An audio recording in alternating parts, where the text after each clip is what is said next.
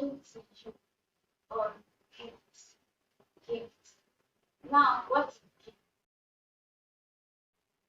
Gift is the natural ability. It's your talent given to you by God.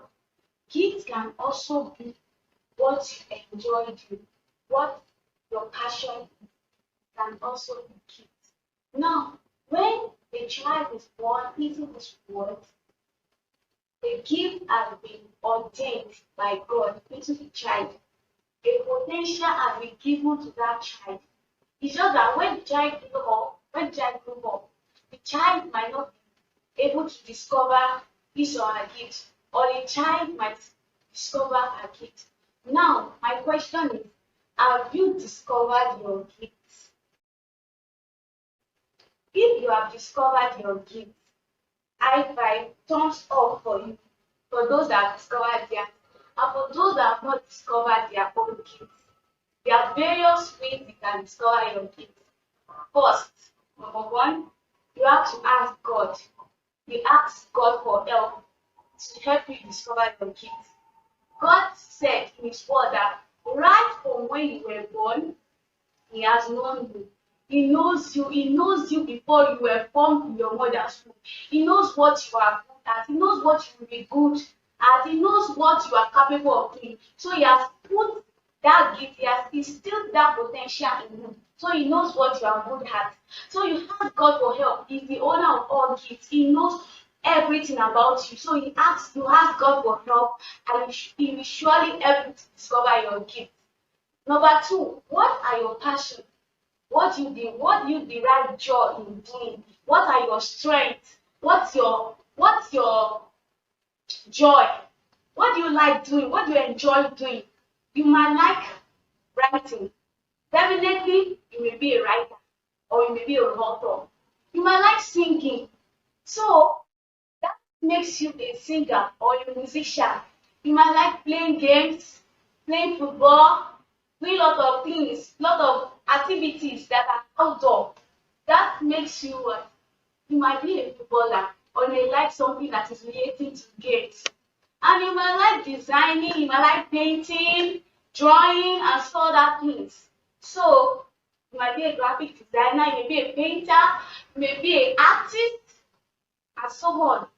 Then, you might like speaking. Yes, some people are very good at speaking. They enjoy speaking to people, talking to people. So, that gift might be for public speaking, or you might be a speaker, a motivational speaker, or a preacher, or an evangelist.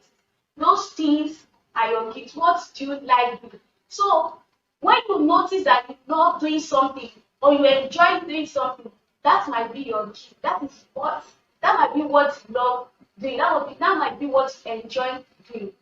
Number three, ask people around you. Ask your friends. You can ask family members. You can ask relatives. That, excuse me, ma, excuse me, sir. Please, what do you think I like doing? Because people around you, do you believe that people around you study? They study what you are good at. Some people, my mom once told me that when she was small, like her mother, that's my grandmother, said that she loves treating people. Like anytime a child is sick, or anytime a child is not feeling too well, she's always found there, like, bring your children. She say, bring your children, let me give the child an injection. So my grandmother was saying, this girl, definitely she may be in a medical line. She might fall under a medical line. So she has been able to discover the gift of that child. Your parents can discover your gifts. Your relatives can discover your gifts. Your family members can discover your gifts. So you ask them. Don't feel too shy to ask them. Ask them. Move closer to them and ask them that, what do you think I like doing? They can bring that into your remembrance. They can bring that to your notice that this is what you like doing. This is what you enjoy doing. These are your passions. These are your strengths. Now, number four, you step out of your comfort zone. Step out of your comfort zone. Once you have discovered your talent, once you have discovered your gift, once you have discovered what you like, then you step out of your comfort zone. Don't remain at a position in a course. There is 100 level, 200 level, 300 level upward to the professional level. Don't stay at a novice setting. Don't stay at an amateur setting. Try to go to a professional setting and be diligent in your work. Be diligent in your work. Use your gift wisely. Use your talent wisely. Make good use of it.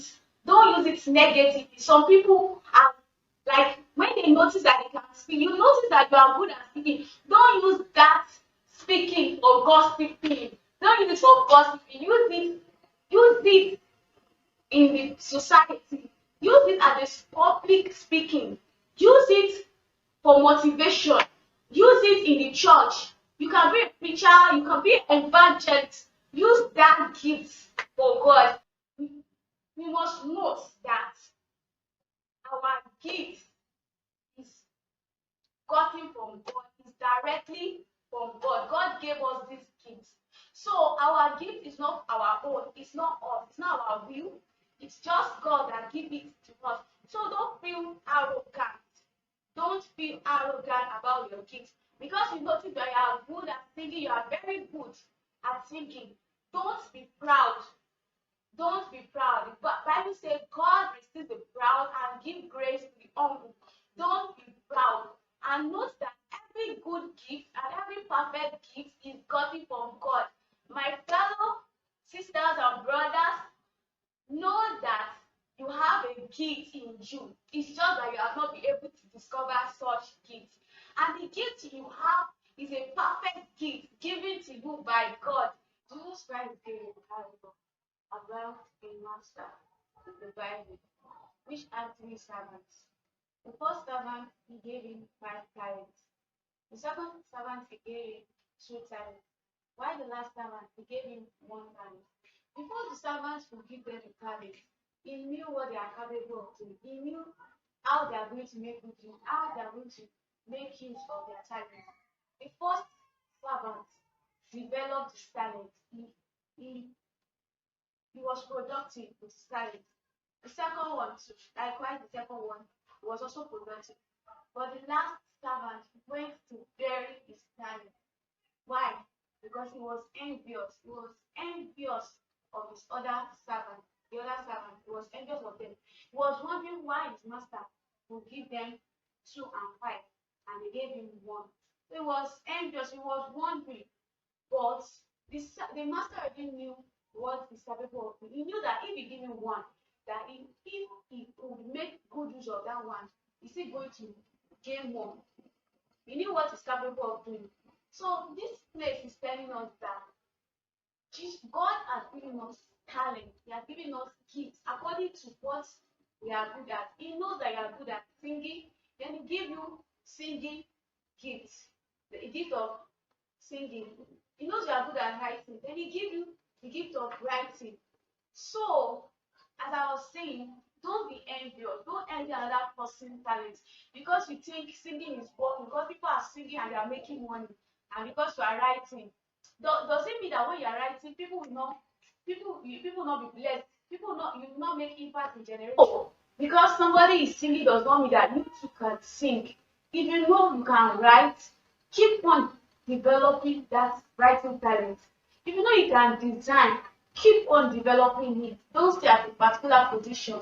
Move up, move forward, and don't bury your talent.